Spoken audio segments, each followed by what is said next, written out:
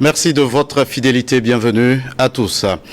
Près de 2 siècles après l'abolition de l'esclavage, l'Afrique marque un pas important dans sa quête de justice et de réparation.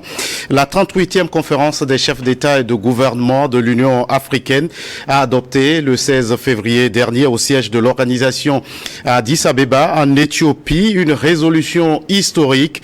Elle reconnaît désormais l'esclavage, la déportation et la colonisation comme des crimes contre l'humanité et un génocide contre les peuples africains. Nous évoquons le sujet sur ce plateau avec deux invités. Monsieur Eyana Ejaïder, vous êtes conseiller technique du chef de la diplomatie togolaise. Avec vous, votre collègue Dr Kudjo Adanou, vous êtes directeur des affaires administratives et financières au ministère togolais des Affaires étrangères, de l'intégration régionale et des Togolais de l'extérieur. Merci d'avoir répondu à notre invitation. Merci Gaëtan. Alors, Monsieur Ejaïder, je commence avec vous. Comment réagissez-vous à cette résolution de l'Union africaine qui qualifie l'esclavage, la déportation et la colonisation comme crimes contre l'humanité, un génocide contre les peuples d'Afrique? Gaëtan, merci pour l'invitation et merci pour l'intérêt que vous portez à cette question qui intéresse tant les Africains et les Afro-descendants. Quelle est ma réaction? Elle est double. C'est une satisfaction en tant que Togolais de savoir que cette décision a été initiée et portée par mon pays et elle a été adoptée par l'Union africaine à l'unanimité de ses États membres. L'autre satisfaction, c'est en tant qu'Africain, savoir qu'enfin l'Afrique s'assume et décide de mettre les mots sur ses souffrances. Il y a un pas qui est accompli et il y a lieu de saluer. Alors, docteur Adanou, ce sera aussi votre réaction. Merci beaucoup Gaëtan. Je profite de cette occasion pour vous dire merci pour l'opportunité que vous nous donnez et puis saluer les premiers responsables de votre chaîne très suivie en Afrique. Merci pour le partage de l'information. Pour répondre précisément à la question, ma réaction, c'est une réaction de joie. Une réaction de joie. Nous sommes fiers d'être africains et nous sommes fiers d'être togolais. Mon collègue vient de le dire, l'initiative vient du Togo. Pour une situation vécue par l'Afrique durant des siècles, que personne n'en parle, c'est resté dans les oubliettes et que subitement on ressuscite ces faits pour qu'on en parle, pour qu'on puisse revisiter cette histoire. Nous ne pouvons que nous en réjouir et donc nous saluons et nous félicitons hautement nos autorités pour cette belle initiative. Alors, Monsieur Ejaïder, vous reconnaissez là un tournant à l'actif du chef de l'État togolais Faure Gnassingbé, puisque c'est le Togo qui a porté cette déclaration. En quoi était-il important pour votre pays, le Togo, de se faire sien ce combat? Merci. Et il faut dire que Lomé devient progressivement la capitale panafricaine. Et sous le leadership du chef de l'État, son Excellence Faure Gnassingbé, nous voyons que depuis 2021, par exemple, le Togo a réussi à inscrire la déclaration de la décennie 2021-2031 comme décennie des racines africaines et des diasporas africaines, qui est véritablement une grande période de célébration du panafricanisme. C'est le Togo qui en est porteur sous le leadership du chef de l'État. Et nous avons aussi obtenu en tant que pays d'organiser le 9e congrès panafricain. On en parlera certainement. Et qui a été reporté, si dédié, l'année dernière. On reviendra là-dessus. Et donc, le Togo devient véritablement une capitale panafricaine. Et puis, ce n'est pas nouveau. Il faut bien rappeler que le père de la nation, en son temps, était vu comme un phare du panafricanisme en Afrique.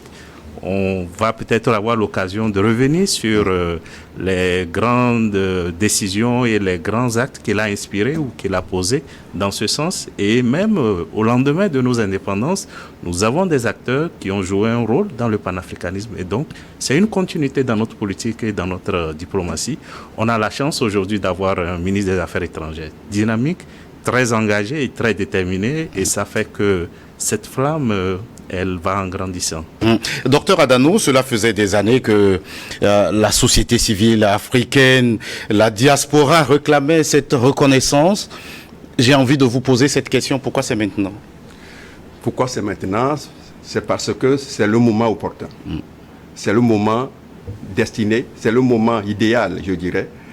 Parce que, vous savez, ce sont les hommes qui font les actions, qui mènent les actions.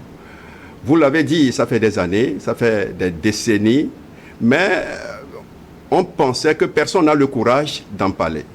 Parce que ce qu'on a en face de nous ne nous autorise pas, ne nous permettent pas d'aborder ces sujets. Donc nous disons, pourquoi maintenant? Maintenant, c'est parce que nous avons des hommes qu'il faut. C'est-à-dire, je veux parler de nos leaders, je veux parler du chef de l'État qui a pris sur lui le courage, parce que c'est une action courageuse. Inscrire une telle décision à l'ordre du jour, c'est une action de courage. Voilà, donc notre président a été courageux pour faire inscrire cette décision. La décision est adoptée. Ça vous pour dire que maintenant, parce que nous avons les personnes capables de pouvoir conduire une telle décision et de mener des actions concrètes pour la reconnaissance et pour la réparation. Alors, Monsieur Diaïdé, docteur Adanou vient de le dire, ceux qui sont en face ne nous permettaient pas d'aborder ce sujet. En quoi était-il aussi tabou? Il était tabou. Je ne voudrais pas reprendre les propos d'un collègue qui a dit peut-être qu'il ne nous considérait pas comme des hommes. Au moment où il posait ses actes, il ne reconnaissait pas notre humanité. Et aujourd'hui, il y a certainement cette honte à reconnaître qu'on est allé trop loin. Et cette volonté chez eux d'effacer ce passé douloureux d'un doigt. Ils ne voudraient pas qu'on revienne là-dessus. Mais c'est difficile aussi parce que cela implique des choses. Cela implique une reconnaissance de sa responsabilité. Cela implique une forme de réparation. Et ceux qui sont en face ne sont pas certainement prêts à faire face à leurs responsabilités. Et je voudrais aussi revenir sur ce que M. Adanou a dit. C'était difficile d'aborder ça parce que nous ne voulions pas aller dans des déclarations après déclarations. Nous voulions prendre le temps d'étudier la question méthodiquement du point de vue africain et poser les problèmes avec les éléments objectifs. Et je voudrais rappeler là-dessus que l'Union africaine a fait mener une étude en 2015 par la Commission de l'Union africaine sur le droit international. Donc nous avons le fondement juridique, nous avons des éléments nous permettant de dire ce que nous disons.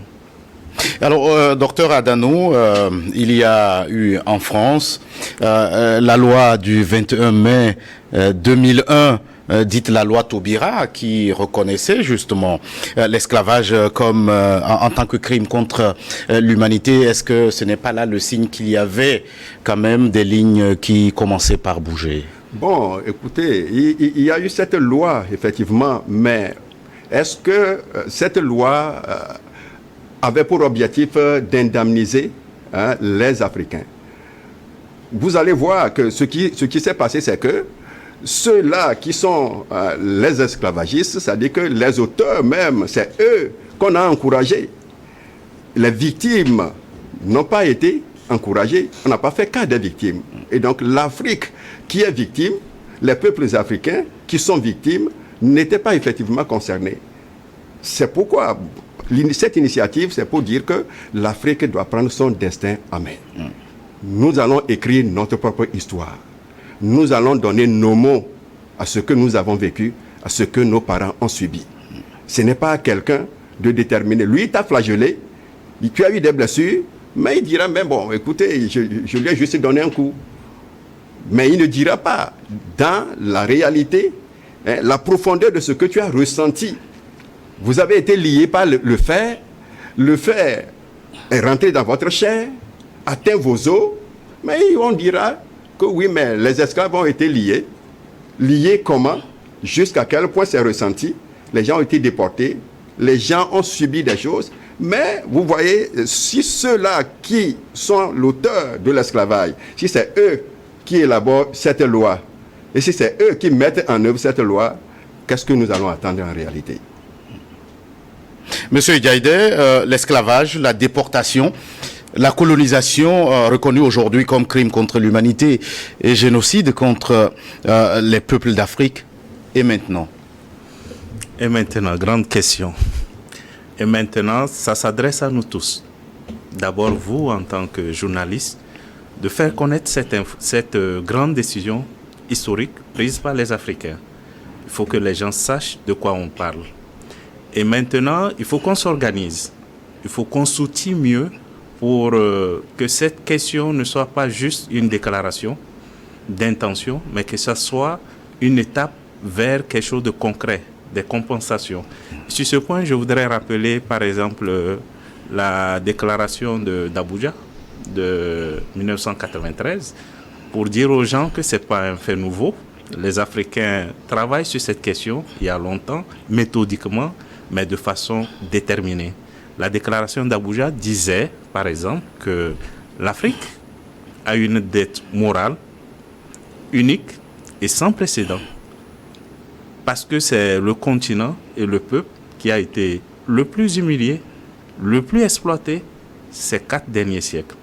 Et cette dette, ça nécessite une compensation.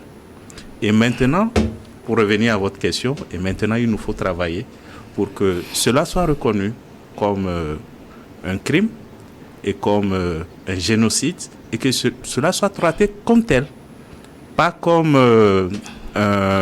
une parenthèse de l'histoire, pas comme un événement du passé, mais comme un crime imprescriptible qu'il faut traiter comme tel et réparer.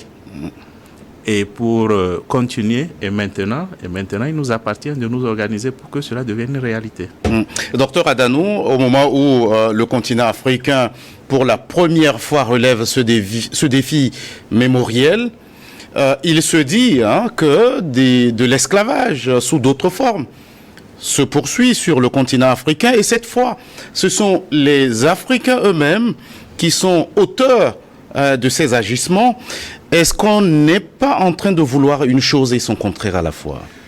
Merci beaucoup, Gaëtan. Est-ce qu'on n'est pas en train de vouloir une chose et son contraire à la fois? Oui. Oui et non, mais ce qu'il faut comprendre, c'est que ces agissements dont vous parlez, et qui sont visibles réellement, ce sont des manipulations. Ce sont des manipulations parce que, vous savez, l'esclavage a été conçu dans un laboratoire. L'esclavage a été bien mûri et les résultats attendus par les esclavagistes étaient bien déterminés à l'avance. Quand ils nous ont dit qu'ils finissaient avec l'esclavage, qu'on abolissait l'esclavage, la colonisation a commencé. C'est une autre forme d'esclavage. Et la colonisation était planifiée. Et l'objectif, c'est d'anéantir complètement l'Afrique et l'Africain. C'est de piller les ressources de l'Afrique. C'est de ne jamais permettre à l'Afrique de relever la tête, de sortir la tête de l'eau. Et aujourd'hui, ce que vous êtes en train de dire, c'est que les mêmes personnes, et quel que soit le discours, ne vont jamais lâcher l'Afrique. Et c'est pourquoi ils vont manipuler. Ils manipulent à travers la démocratie, cette démocratie que moi je dis démocratie importée.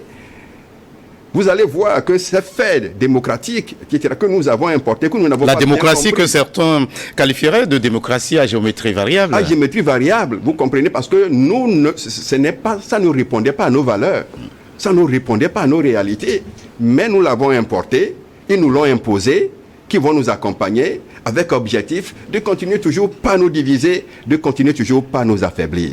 C'est pour dire que, vous voyez, la situation est réelle, nous la vivons, mais il faut que les Africains que nous sommes, nous-mêmes, nous puissions nous ressaisir, prendre conscience, comme nous sommes en train de le faire, à travers les médias, à travers nos autorités, nos leaders que nous avons actuellement au pouvoir, pour qu'ensemble nous puissions redresser cette histoire et réécrire l'histoire de l'Afrique. Monsieur Yaïdé, quand on interroge l'histoire, on se rend vite compte que la communauté internationale avait vite reconnu le caractère criminel de certains agissements comme l'Holocauste et bien d'autres génocides. Et sur la question de l'esclavage, l'Afrique a-t-elle été victime d'une justice à double vitesse? C'est l'impression que ça donne à première vue. Et on ne peut pas ne pas penser que véritablement il y a le deux poids, deux mesures. Mais ce que nous disons aujourd'hui, et comme l'a dit un écrivain, l'essentiel, ce n'est pas ce qu'on a fait de vous, mais c'est ce que vous-même vous faites de ce qu'on a fait de vous. Et les autres peuples se sont redressés. Vous avez cité à juste titre les Juifs. Les Juifs ne sont pas restés et la réparation est venue. Ils l'ont réclamé, ils l'ont exigé et ça a été reconnu. C'est ce rôle que nous voulons nous donner. Nul ne plaide par procureur. Il nous appartient de nous lever comme un peuple et d'exiger une réparation. Qui est le deux poids, deux mesures, c'est évident. Mais quand on se laisse limiter par ça, nous le refusons. Et pour revenir à ce que mon collègue a dit, et il a bien dit qu'il y a des formes de manipulation. Je suis d'accord avec lui, parce que nous parlons des crimes qui sont d'une gravité extrême et qui ont duré dans le temps. 5 siècles d'exploitation et d'humiliation. Alors on ne peut pas mettre à côté de ces crimes généralisés, coordonnés, méthodiquement exécutés, on ne peut pas les mettre à côté de certains faits qui sont commis ça et là et dire, voyez-vous, vous-même, vous commettez des crimes entre vous, ce n'est pas la peine de parler de ce gros problème qu'il y a là. Nous pensons que c'est de la manipulation et c'est une façon de distraire les peuples. Une façon de distraire les peuples, docteur Adanou. Officiellement, c'est l'histoire qui nous le dit. L'esclavage a été aboli en 1848.